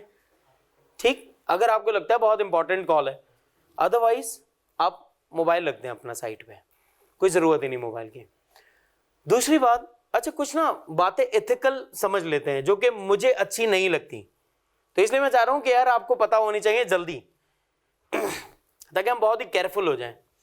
सर मैं पाँव पे पाँव रख के सेठ लोगों की तरह, बॉसेस की तरह बैठूं, नहीं बैठना चाहिए। ईमानदारी की बात यह है कि जब तक आप लोगों को इज्जत नहीं देंगे आपको इज्जतें कैसे मिलेंगी? क्या सुनो, तो आपने कोशिश क्या करनी है, बड़ी सलीके से बैठे। और लोग कैसे बैठ रहे, यूं, जहाज क्यों बन रहा है भाई, ये टाइम नहीं है जहाज का। ठीक, अब भाई ये कमर रखने के लिए नहीं दी थी तेरी सीट, कमर रख रहे हैं। अबे भाई ये कमर के लिए थोड़ी है, तरीके से बैठो, ऐसा लगे कोई लोग बैठे हैं यार बड़े जेंटल किस्म के। आ रही है बात समझ? ताकि ये लगे सामने वाले शख्स को भी तो अच्छा लगेगा ना कि यार मैं जिनके लिए आ रहा हूं ये इतने मुहज्जिब लोग हैं, इनके साथ ना वक्त गुजारने में बहुत मजा आएगा, वरना मुझे क्या होगा, अबे बस अपना टाइम गुजार लिया ना इनके साथ, बस जा। आपके साथ अलग से भी आपको टाइम देने में ना मुझे कभी कोई मसला नहीं होगा। यार ये इतनी रिस्पेक्ट करते हैं, इतने तरीकेदार लोग हैं, इनको अलग से आधा घंटा क्या 1 घंटा भी चाहिए तो तू बैठ जा। ज्यादा बोल दिया लेकिन बैठ जा ना एटलीस्ट, गॉट मी पॉइंट। तो थोड़ा सा ना क्लास के डेकोरम का ख्याल करें ताकि अच्छा लगे मुझे भी कि यार ये इतनी रिस्पेक्ट करते हैं ना तो तुम्हें जरूरी है इनके लिए कुछ करना, ताकि मैं एक्स्ट्रा माइल जा सकूं कि नहीं यार इनको तो जब तक पास नहीं करवा दूं ना तब तक सांस नहीं लूंगा, सांस लूंगा लेकिन खुल के नहीं लूंगा। ठीक हो गया, एक्सीलेंट, थैंक यू। कहां थे हम? सबसे पहली चीज, एग्जामिनर ने 2 या 3 बार ये बात एग्जामिन की है जो अब बताने जा रहा हूं। Price inquiry, price inquiry, PRICE, price inquiry. Number 1 जी इंक्वायरी, EN, अबे प्राइस इंक्वायरी। अब जरा समझिएगा यार मेरी बात प्लीज यहां देख लो। सर प्राइस इंक्वायरी के बारे में जरा समझें। अज्यूमिंग कि सर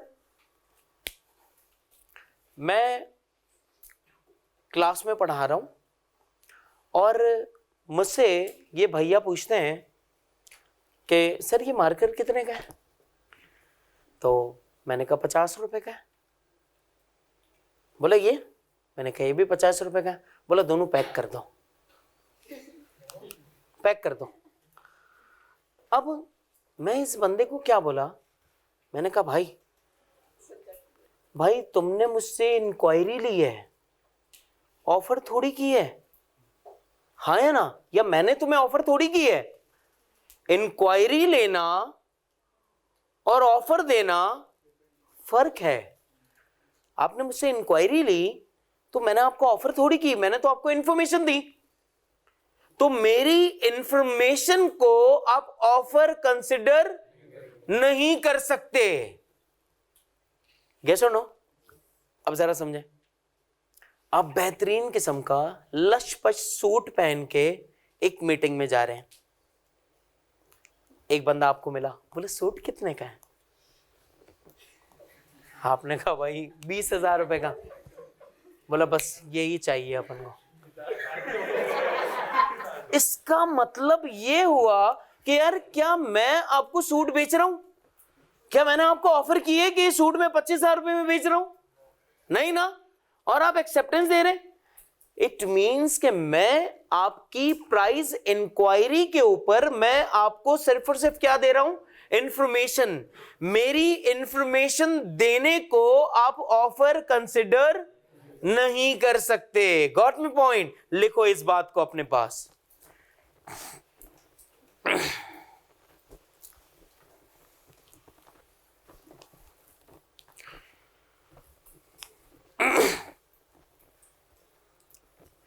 फर्ज करें आप सब्जी खरीदने गए। अब यार चलो मैं तो बेचने वाला नहीं हूं ना, तो मुझे ऐसा लगा कि भाई ये क्या कैसी बातें कर रहे हो।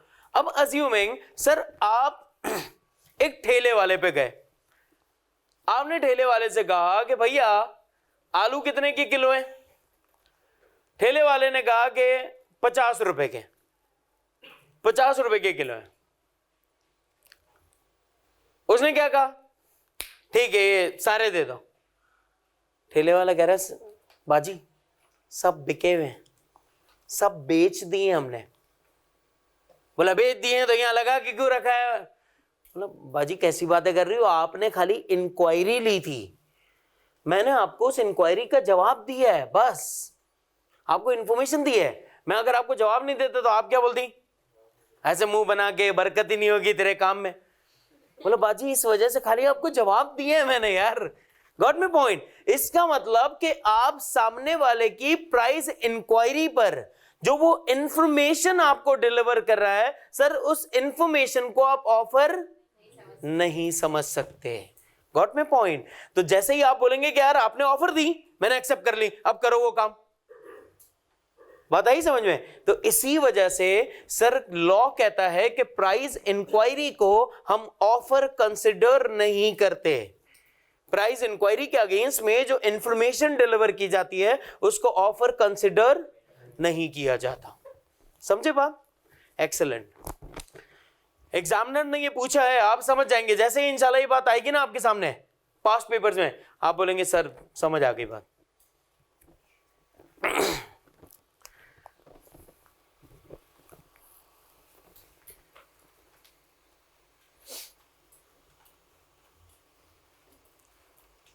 डन? जबरदस्त। पहली बात प्राइस इंक्वायरी। दूसरी बात इनविटेशन टू एन ऑफर। दूसरी बात अपने पास लिखिएगा, इनविटेशन टू एन ऑफर।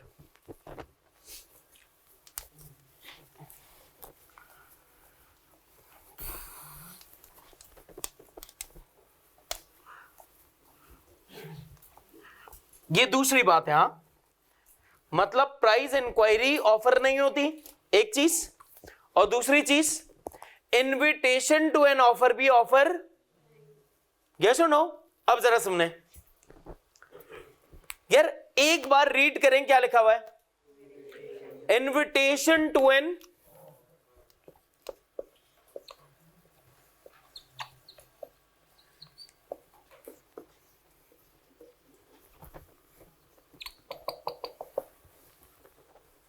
क्या लिखा हुआ है?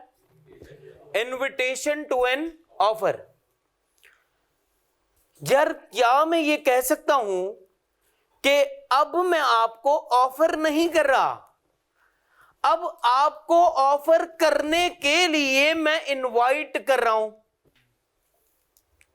ये सुनो, हमने अब तक क्या पढ़ा था कि सर प्रॉमिस के अंदर दो चीजें हैं। कितनी? दो। एक ऑफर और दूसरा एक्सेप्टेंस। एक क्या है? ऑफर और दूसरा क्या है? एक्सेप्टेंस। सर अब मैं क्या बात कर रहा हूं कि ऑफर से पहले भी कोई चीज है, और वो क्या है?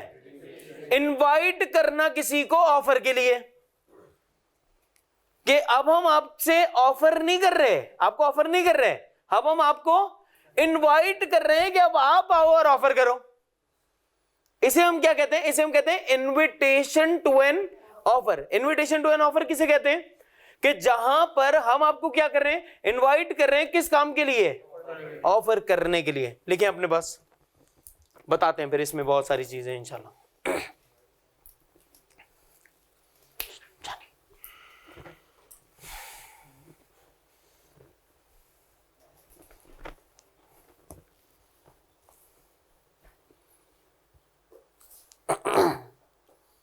समझ आ जाएगा ऐसे, पक्की बात है। ऐसे करते हो तुम लोग। अच्छा जी, चलो अब जरा सुने सर। सबसे पहली बात, इनविटेशन टू एन ऑफर की कुछ एग्जाम्पल बताएं। सबसे पहले अपने पास लिखें विंडो डिस्प्ले शॉपिंग। सबसे पहली बात क्या लिखेंगे इसके अंदर, इनविटेशन टू एन ऑफर के अंदर, कि सर जिसमें सामने वाले शख्स को हम इनवाइट कर रहे हैं, ऑफर नहीं कर रहे हैं। पहली चीज क्या है, विंडो डिस्प्ले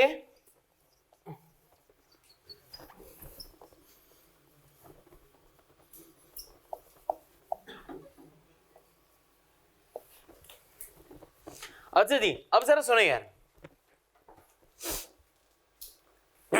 आप गए लकी वन मॉल में और आप लकी वन मॉल में घूम रहे थे। आपने वहां पर देखा एक ब्रांड है लिवाइस। आप लिवाइस में चले गए। पहली चीज, आप लिवाइस के शॉप में या आउटलेट में गए क्यों? क्योंकि उन्होंने इतनी लाइटनिंग की हुई थी, इन्होंने डमी लगाई हुई थी, उन्होंने सारी चीजें की हुई हैं, उन्होंने दरवाजे भी खुले रखे हुए हैं। इसका मतलब ये क्या कर रहे हैं, आपको इनवाइट कर रहे हैं। बोला भैया आओ ना, है लिवाइस वाले क्या बोल रहे हैं, आओ ना। आप पहुंच गए अंदर। इसका मतलब कि सर ये क्या था, इनविटेशन था। किसकी तरफ से था, लिवाइस की तरफ से इनविटेशन था। यस और नो? तो इसका मतलब कि सर वो जो डिस्प्ले हुआ था, वो डिस्प्ले आपको क्या बता रहा है, वो डिस्प्ले आपको बता रहा है कि हम यहां पे किसके लिए खुले हुए हैं भैया, आपके लिए, आपको सर्व करने के लिए हम। सर इसी तरह हमने बहुत सारे रेस्टोरेंट्स देखे होंगे। आप जाएं कभी किसी ऐसी जगह पे जहां पे रेस्टोरेंट्स, मल्टीपल रेस्टोरेंट्स हैं, जैसे सिंधी मुस्लिम की आप पट्टी पे चले गए, यहां पे मल्टीपल रेस्टोरेंट्स हैं। आप किसी ऐसे रेस्टोरेंट में जाते हैं जिसकी लाइट्स ऑफ हुई हुई हैं, जिसके दरवाजे बंद हैं, आप वहां पे जाएंगे नहीं जाएंगे? नहीं जाएंगे। इसका मतलब सर ये आपको इनवाइट नहीं कर रहे। लेकिन आप ऐसे रेस्टोरेंट्स में जाते हैं जहां पे लाइट्स खुली हुई हैं, जहां पर दरवाजे खुले हुए हैं, जहां पर आपको इनवाइट करने के लिए कोई बंदा भी खड़ा हुआ है। क्या सुनो, इसका मतलब कि सर ये आपको क्या कर रहे हैं, इनवाइट कर रहे हैं, ताकि ऑफर कौन करेगा, ऑफर आप करेंगे। क्या सुनो, ये हर किसी को घर से थोड़ी आ रहे हैं बुलाने के लिए, आओ ना भाई, आओ ना हमारे रेस्टोरेंट में। नहीं, हर किसी के घर पे नहीं आ रहे। इसका मतलब कि इन्होंने सिर्फ और सिर्फ ये इतना शशका किया हुआ है। ये किस चीज का है, it is just an invitation. किस बात के लिए इनवाइट कर रहे हैं, ताकि आप अब ऑफर दो। नहीं समझे? एक मिनट, आप यहां पर कभी रात को 11 बजे के बाद गुजरे इस गली से, तो आपको कहने से इनवाइट कर रहा होता है, आओ ना? नहीं इनवाइट करेगा ना भाई। अबे केनेस आपको इनवाइट नहीं करेगा। क्यों नहीं करेगा? क्योंकि सर वो डिस्प्ले शो हो रहा है कि यार अभी इसके इनविटेशन का टाइम खत्म है। ये जब भी कभी आपसे कहते हैं एडमिशन ओपन, तो एडमिशन ओपन का मतलब थोड़ी है कि रात को 11 बजे, सुबह 11, सुबह 12, दोपहर का 1। Got my point? अब आई बात समझ? सर तो जो इनविटेशन दे रहा होगा वो भी तो ऑफर मेक करेगा ना। जो इनवाइट करेगा वो आपसे ये चाहता है कि आप ऑफर करें, वो थोड़ी ऑफर कर रहा है, वो तो सिर्फ आपको इनवाइट कर रहा है। बात समझे या नहीं? देखो यार, लिवाइस ने आपको इनवाइट किया है, सना सफीनाज ने आपको इनवाइट किया है। आप वहां जाकर अपनी ऑफर देते हैं कि मुझे ये स्पेसिफिक सूट चाहिए, मुझे ये थोड़ी सारा आपके गले में डाल दिया, मुझे ये स्पेसिफिक शूज चाहिए, मुझे ये स्पेसिफिक स्लीपर्स चाहिए, ऑफर आपकी तरफ से होती है। Got me point? उनकी तरफ से सिर्फ और सिर्फ क्या था? एक इनविटेशन था। आई बात समझ? लिख लो अपने पास पहली एग्जांपल। ऐसी और बता रहा हूं आपको चीजें, और चीजें बता रहा हूं। हाँ आएगा, ऑक्शन भी आएगा।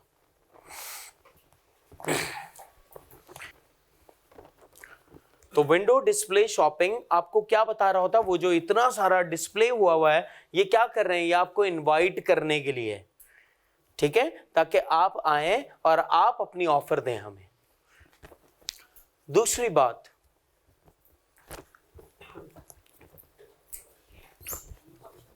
जानी ठीक से बैठना।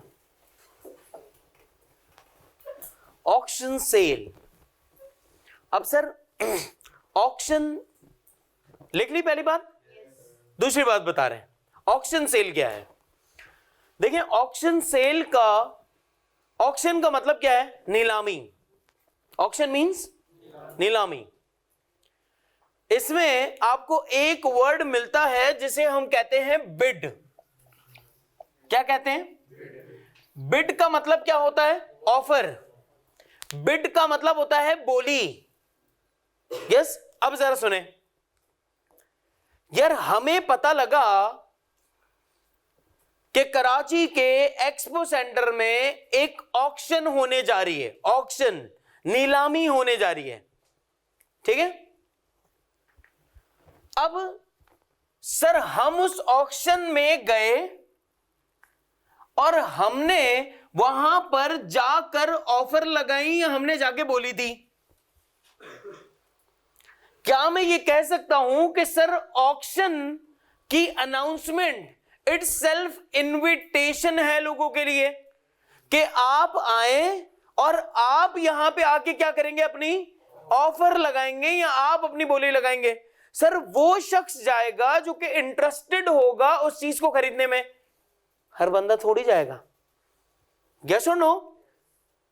अज्यूमिंग कि सर अगर मैं आपसे ये कहूं कि कार की ऑक्शन हो रही है, तो आपको ये सिर्फ पता लगना कि कार की ऑक्शन है, ये क्या है? ये आपके लिए एक किस्म का इनविटेशन है। आप वहां पे जाके ऑफर करते हैं 5 लाख रुपए, फिर वो कहता है 5 लाख 1, 5 लाख 2, तो आप कहते हैं 6 लाख रुपए।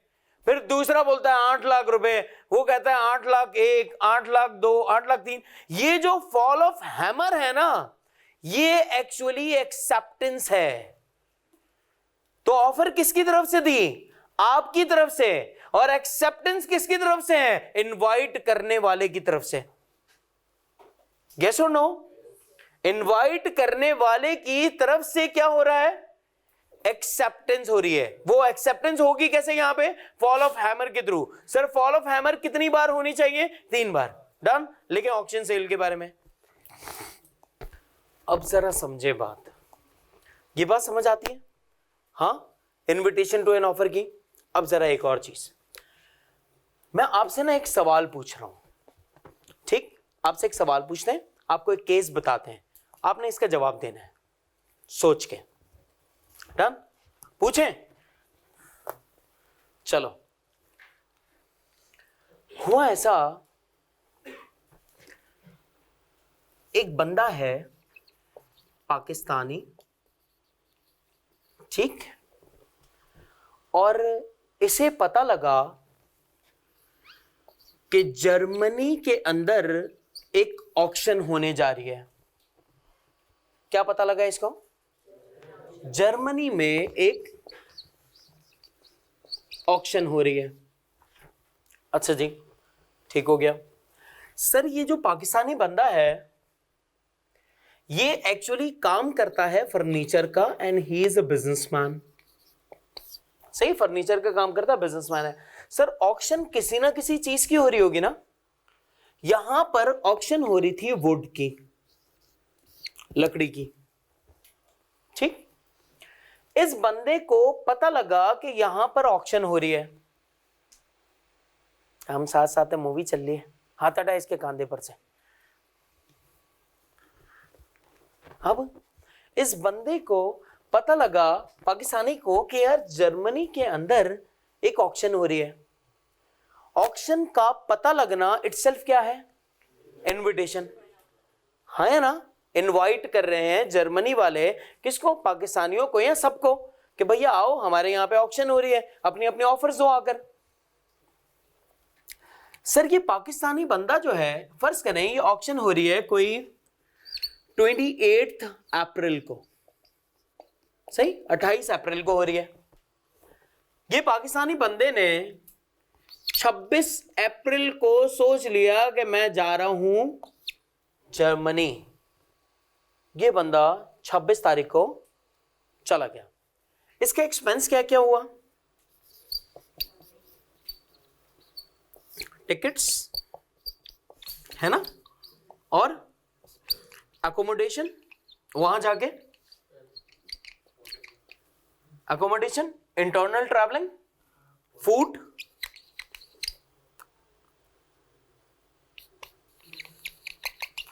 सही है। अब ये सारी चीजें इस बंदे ने कर ली हैं और इसने ये सोचा कि भैया 28 को जाएंगे कहां? ऑक्शन में।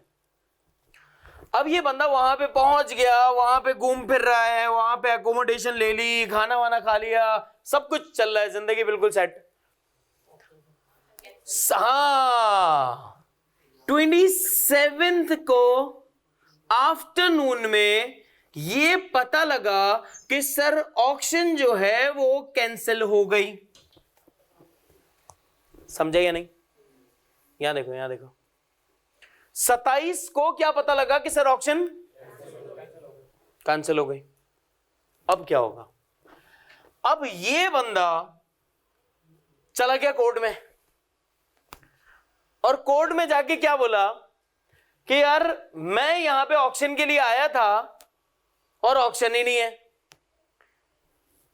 मुझे इस जर्मन कंपनी से आप मेरे टिकट्स के पैसे लेकर दो, मैं अपना बिजनेस अपॉर्चुनिटी कॉस्ट पे छोड़ के आया हूं, मुझे उसके भी कुछ पैसे दो, मुझे अकोमोडेशन के भी पैसे दो, मुझे फूड के पैसे भी दो, और मुझे इंटरनल ट्रैवलिंग के पैसे भी दो, मुझे ये सारे पैसे करा दो। आपसे मेरा सवाल, सर क्या इस बंदे को समझ आ गई सिचुएशन? क्या इस बंदे को जर्मन कंपनी की तरफ से ये तमाम एक्सपेंसेस रीइंबर्स्ड होने चाहिए या नहीं होने चाहिए?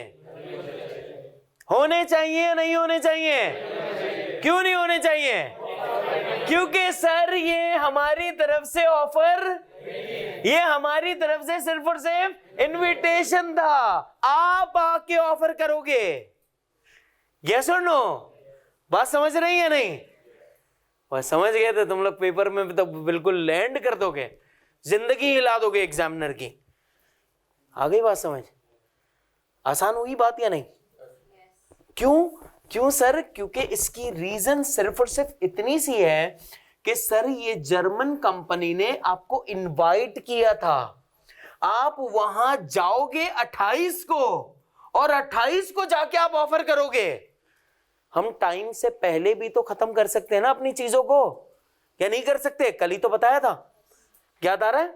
मैंने कल आप लोगों को चीजें बताई थी कि सर जिसमें हम टाइम से पहले अपनी ऑफर को भी खत्म कर सकते हैं, आपकी एक्सेप्टेंस से पहले पहले। आपकी एक्सेप्टेंस क्या, आपकी तरफ से तो ऑफर आएगी, वो भी 28 को, अभी तो आई भी नहीं है। डन? लिख लो शाबाश, लिख लो शाबाश। अब आपको पता लगा एग्जामिनर आपके सामने केस बना के देगा, आपको उलझाएगा और आप सर पकड़ लो। तो ऐसा करना नहीं है, आप उलझेंगे नहीं इंशाल्लाह, क्योंकि आपने मल्टीपल केसेस डिस्कस किए होंगे।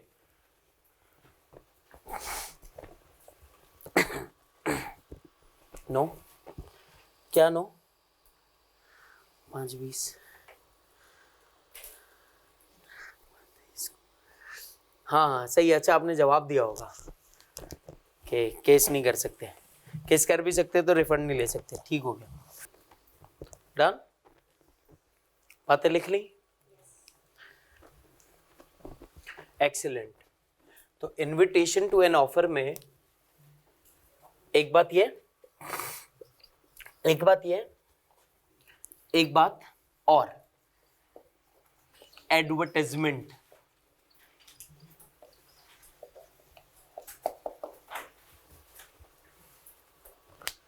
मैं मालूम करता हूं कि एडमिन में एडमिन काउंटर पे अगर वो आ गई हैं बुकलेट्स तो आप वहां से ले लीजिएगा, ठीक है।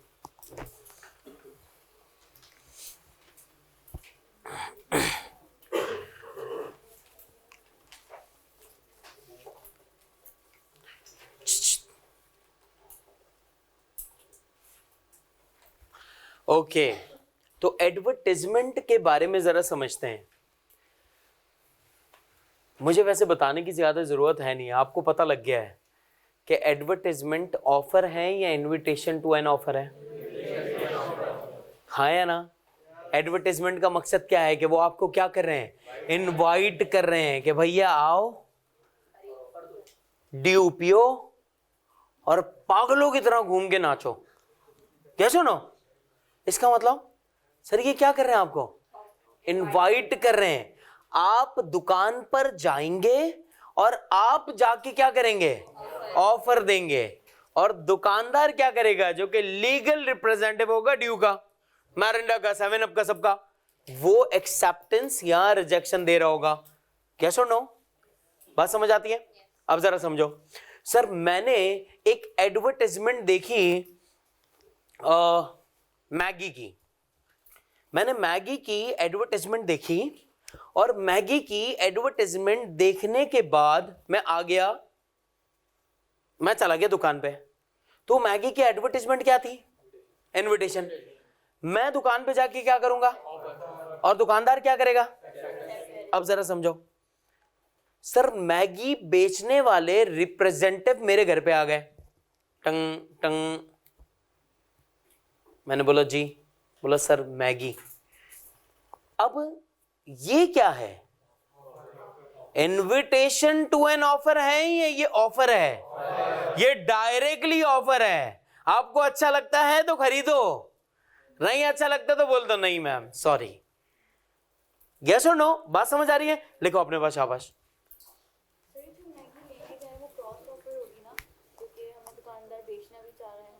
नहीं भाई, जिंदगी को इतना उलझाओ नहीं, क्या कर रही हो आप उलझ जाओगी, उलझ जाओगी। ये तो सीधी सीधी बातों को क्या कर रहे हैं आप।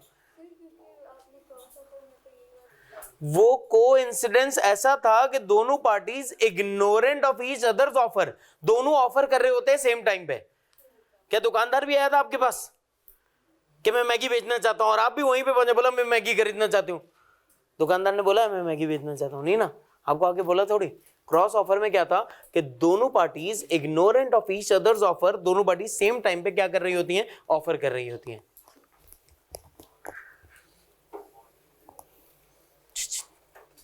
थके तो नहीं है ना, वेरी गुड।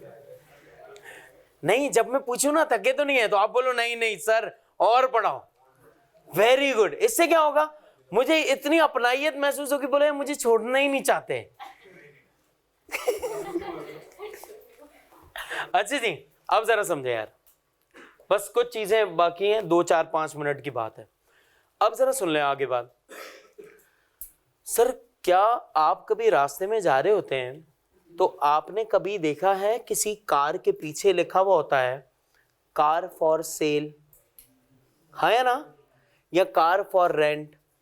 क्या मैं ये कह सकता हूं कि ये कार जो जा रही है, मुझे ये बोलते बोलते ये एक्चुअली मुझे क्या कर रही है, इनवाइट कर रही है। नीचे उसने नंबर भी दिया हुआ होता है, यस और नो।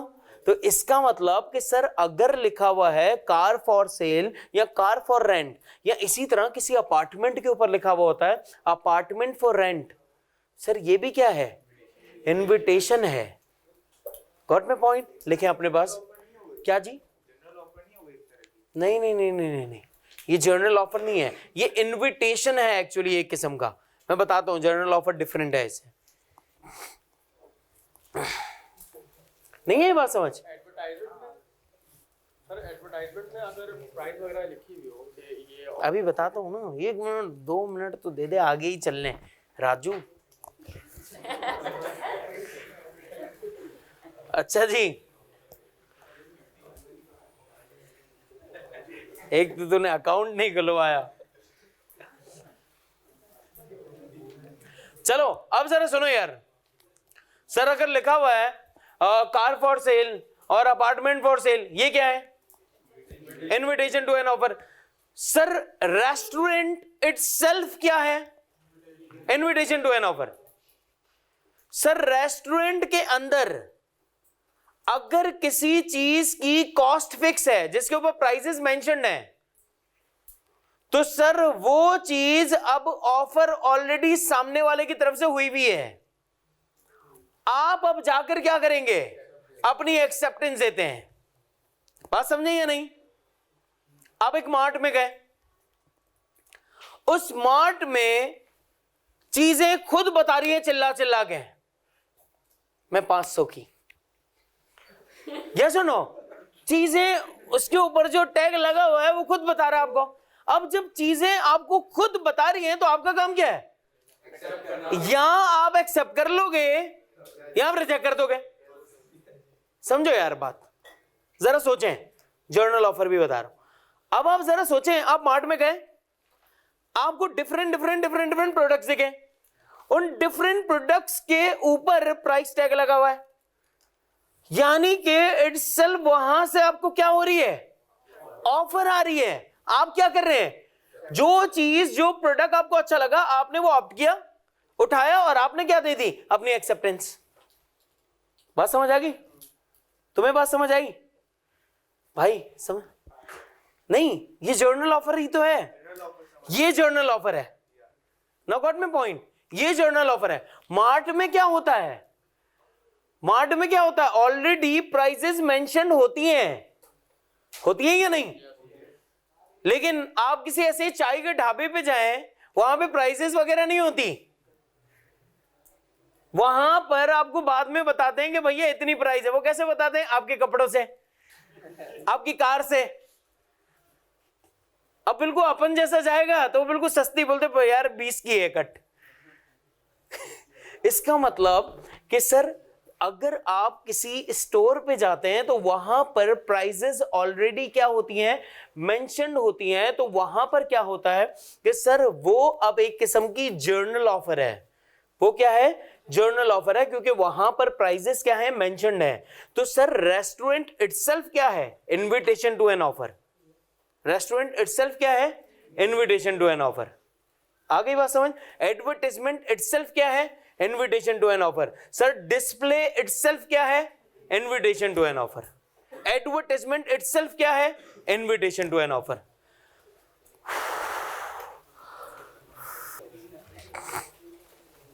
जा कर एक नजर पहले देख तो लो, एक नजर सिर्फ देख तो लो। इतनी जल्दी थोड़ी है यार हमें, सिर्फ एक नजर देख लो ताकि अगर कोई चीज है। अच्छा ऑफर जो है ना वो आज खत्म हो गया।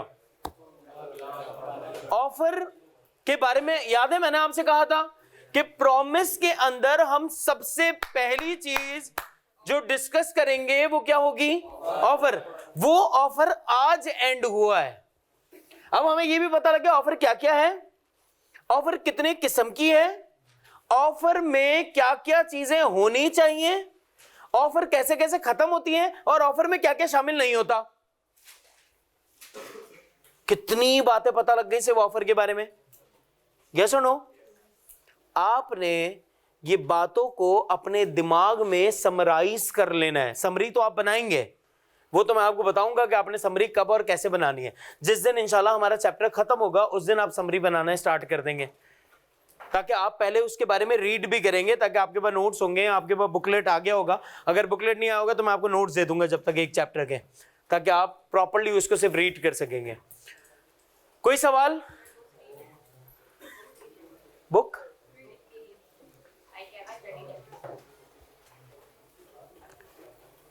इंशाल्लाह आपको मैं पास करने का आसान तरीका बता रहा हूं। क्लासेस सारी लें, क्लासेस मिस नहीं करें, क्योंकि घर में बैठ के आपसे ये मुश्किल हो जाएगा कि यार आप टाइमली बेसिस पे सारे लेक्चर्स को कवर कर सकें। और जिस स्पीड पे आप देख रहे होंगे ना मुझे नचा के भगा के, कसम से आपको अजीब लग रहा होगा, बोला यार ये क्या कर दिया, अच्छा भला इंसान था, इसको क्या किया हमने। तो क्लास में आएंगे आपको याद रहेगी चीजें, सही है। चलो भाई, से अल्हम्दुलिल्लाह, से अगेन अल्हम्दुलिल्लाह। स्टे ब्लेस्ड, अपना ख्याल रखें। इंशाल्लाह आप लोगों से मुलाकात होगी हमारी मंडे को। अल्लाह हाफिज।